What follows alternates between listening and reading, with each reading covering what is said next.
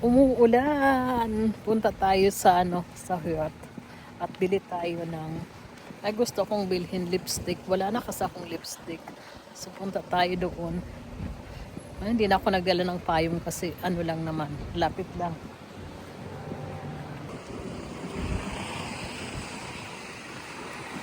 Yan, pwede lagyan ng mga damit.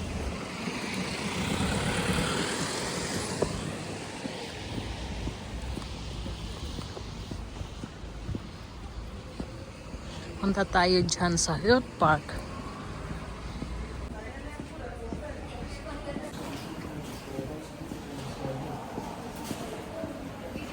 Yan. Dito tayo pupunta.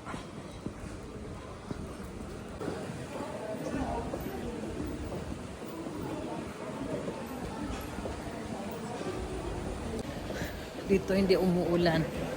May lilim. Dito kami namimili minsan. Marami kang mapagpipilian dito. Ayan yung bio. Yung organic. Mga paninda nila. May mga tea. Dito tayo.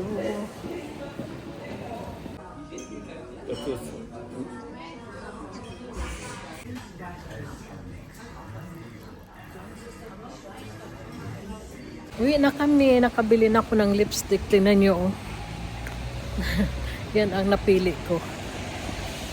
Ayan guys. Yung aking napili ko.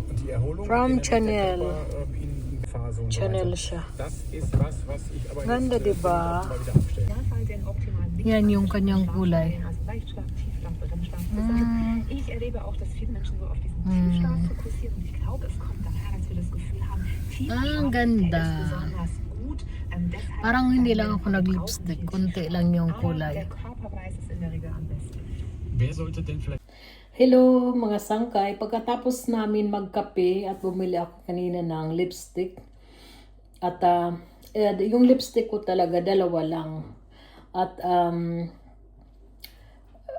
yung isa yung panglabas. Tapos yung isa naman hindi siya masyadong mapula na kagaya nito.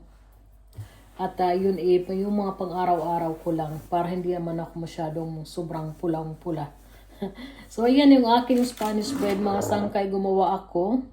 At ko lang ito papaalsahin. At yung ginawa kong pandikuko nung isang araw ay inilagay ko siya sa freezer. Kasi gusto ko pag kayong halimbawa may dumating yung aking anak, yung kukunin ko na lang yung yung tinapay. Tapos papainitin, ganun pa rin naman, masarap pa rin naman kahit naka-freezer siya. Oh, may nag-doorbell, sandali lang. So, ang ginagawa ko mga sangkay, pag nakatapos kong mag-bake, nilalagay ko lang siya sa freezer kasi pagka yung halimbawa gusto kong mag-snack, kinukuha ko na lang para lagi siyang presko. Saka hindi yung lagi na lang ako mag-bake, ganyan. So, ang ginagawa ko, halimbawa, isang supot, 2, 3, tapos ilagay ko siya sa freezer para may pagka gusto ko na, yung kukunin ko na lang. O kaya halimbawa may darating na bisita, na biglaang bisita, minsan may mga ganyan biglang darating tapos hindi mo alam kung saan ka kukuha ng pangmerienda. So ang ginagawa ko, yun, kukunin ko na lang sa freezer, tapos ilalagay ko siya sa microwave, magkape, yun. So ayan, patubuin ko muna.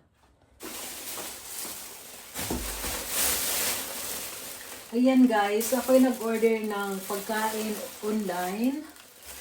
At darating kasi yung anak ko sa weekend. So nag-order ako ng namalingki na yung asawa ko. Kaya lang, nakalimutan ko magpabili ng isda. Dahil pagdating ng anak ko, magluluto ako ng isda. Imbis na isda lang yung bibilhin ko, may mga nabili pa akong iba. Ayan, may pomelo.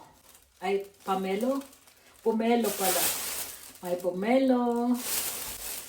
Mayroon akong mushrooms. Yung mushrooms ito na Austin Pilze.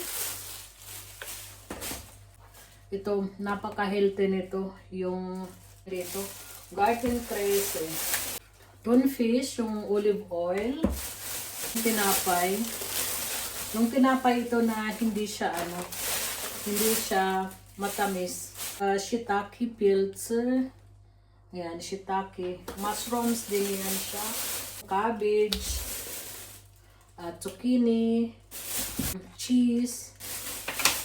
Ano naman ulit yung mushrooms. Ayan. Sitaw. Yung sitaw ito na maliliit. Baguio beans ba? Ito yung salmon na binili ko, dalawa. Tig 250 grams.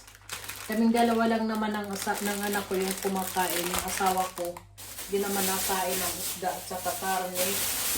Mang beans nga tawag ito. Munggo bonin. Crispy ito, vegetarian ito. Para siyang chicken nuggets, pero meron akong niyog. Ayan, may niyog ako. Gustong-gusto kasi ito ng aking anak, yung gilaw na yung snack, kinakain niya lang yung ganyan. Tapos meron din akong tofu, yung smoke na tofu. At saka yung silent tofu, nung pinakita ko ng isang araw na ginagawang taho, pwede mo itong lagawing taho, lagyan ng sago, tapos mag-caramelize ng asukal. Tapos ito yung pinakaano niya, yung ano man tawag doon, yung beans yan, yung tofu yan na malambot. So ito, meron din akong bali dalawa yung binili ko na tofu, na smoked tofu. Kaayusin ko lang itong aking mga pinamili.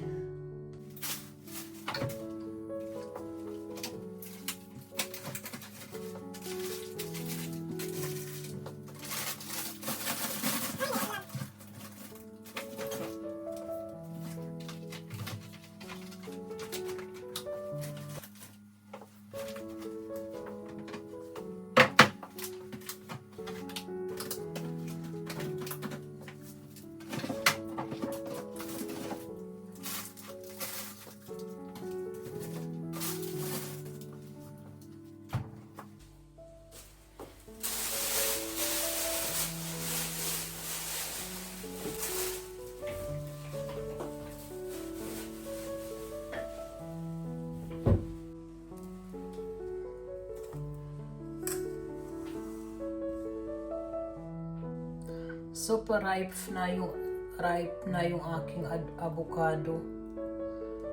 Gawin ko mamayang dessert pagkatapos kumain. Ang ganda pa naman niya, oh. Tapos lagyan ko siya ng milk at saka yung sugar. Ang ganda, ang lalaki ng kanyang laman. Lagyan ko siya, guys, ng ng honey. Hindi ako maglagay ng asukal. Ay. Ayan. Tama na. Tapos lagyan ko siya ng kunting milk.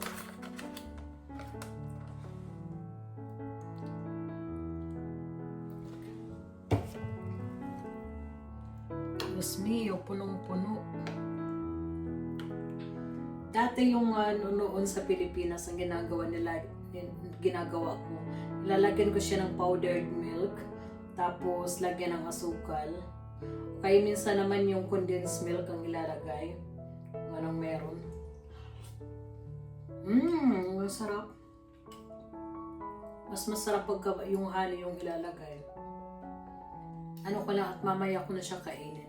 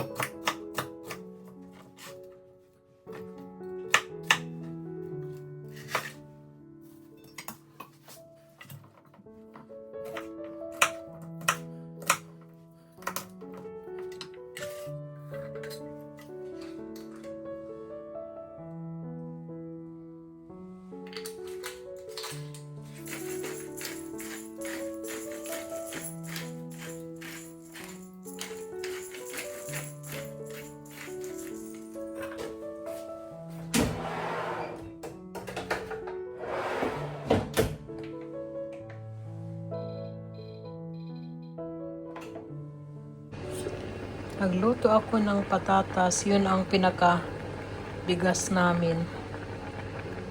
So, yan guys. Yung aming ulam ngayon. Yan guys. I-bake ko na at umalsa na siya.